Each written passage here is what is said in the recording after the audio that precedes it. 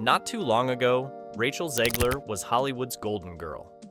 Handpicked by none other than Steven Spielberg to star as Maria in the 2021 remake of West Side Story, she went from high school musicals to international fame almost overnight. Her debut performance was powerful, emotional, and praised by critics across the board. She even walked away with a Golden Globe for Best Actress, a huge win for a newcomer.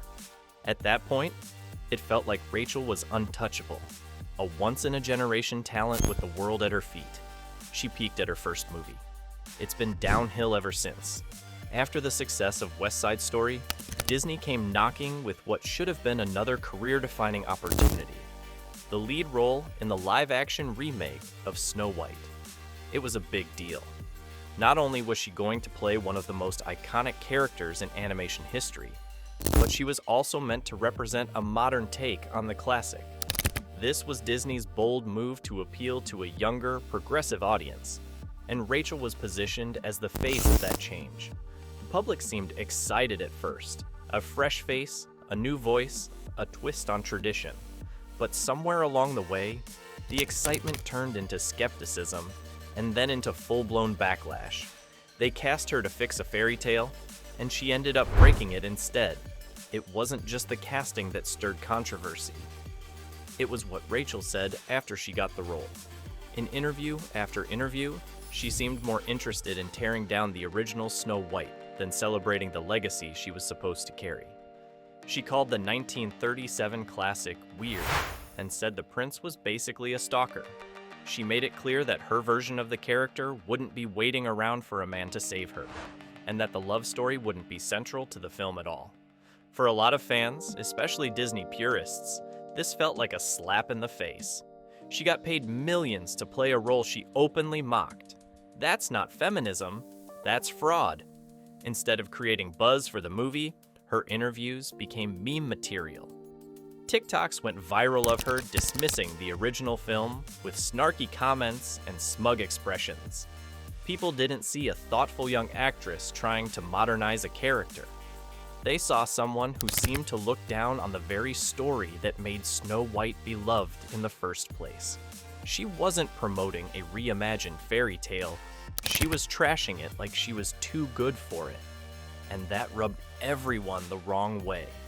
She sounds like she auditioned to cancel Snow White, not star in it. The backlash exploded online. Fans who once supported her started calling her ungrateful and arrogant. It didn't help that she came across as condescending in most of the clips, acting like anyone who liked the original film was stuck in the past. It was the worst case scenario for a Disney lead. Instead of building hype, she was dividing the audience before the trailer even dropped. The very people who were supposed to cheer her on were now openly rooting for the movie to flop. Imagine hating the fairy tale you're starring in, and then wondering why the fans boo you. And social media, it became a battlefield. Clips of her interviews were clipped, edited, mocked, and shared by the millions. Memes called her "Not My Snow White." People started using her quotes as examples of how woke Hollywood ruins everything. Her name trended for all the wrong reasons. Even people who didn't care about the movie suddenly had an opinion about Rachel Zegler, and most of it wasn't kind. Woke Snow White? More like broke Snow White. The girl boss trend was supposed to be empowering, but let's be honest, audiences are tired of it. Once a refreshing change, the trope has now become predictable and hollow. When Rachel's version of Snow White was teased as some sort of warrior queen who doesn't need love or help, it felt more like a checklist of feminist buzzwords than an actual character arc. People started pointing out stronger female leads, like Elizabeth Olsen's Wanda or Zendaya's Rue, who felt layered and real.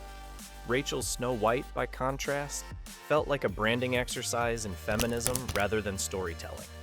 The girl boss era didn't just fizzle out, it flopped on her shoulders, making her look like the face of forced empowerment with zero emotional payoff.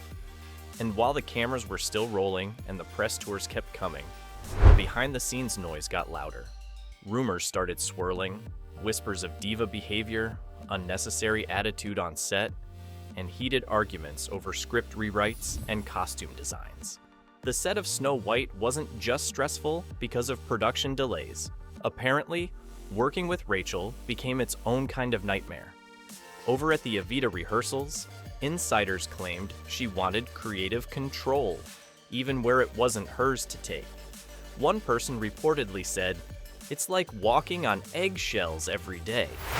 For someone so early in her career, the growing rep of being difficult was like a silent career killer that everyone noticed, even if no one said it out loud.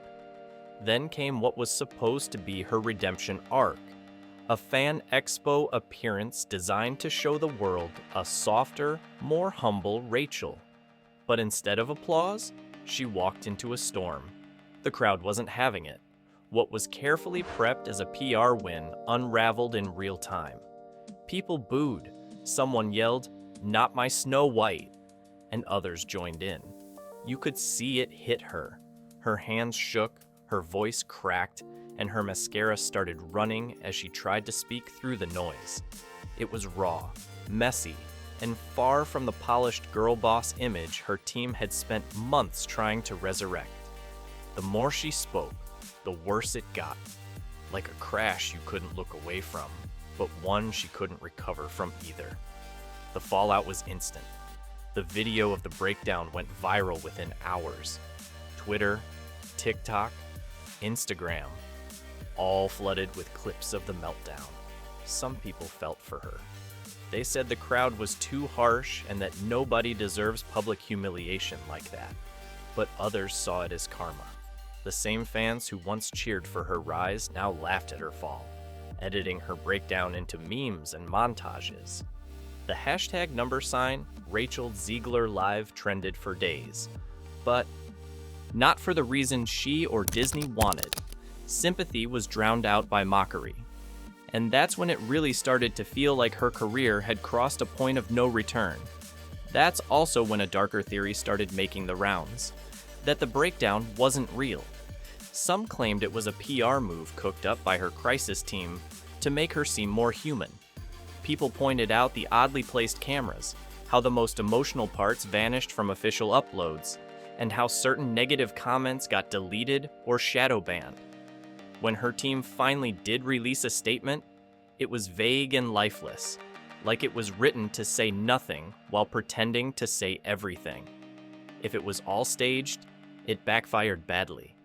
And if it was real, her team sure handled it like it wasn't. Either way, the damage didn't just linger. It spread. By now, it's become clear that the Rachel people think she is, and the Rachel she's trying to be, just don't line up. Hollywood is all about perception, and right now, hers is off. Maybe she's misunderstood, maybe she just got caught in a PR hurricane, or maybe she believed the hype a little too much and lost the plot. Whatever the truth is, the public just isn't connecting with her anymore. In an industry that runs on likability and timing, she's struggling with both, and talent alone can't carry someone who's constantly rubbing audiences the wrong way. So, what happens next? Can Rachelzegler pull off a comeback? It's happened before. Plenty of stars have faced backlash and found their way back. But here's the thing.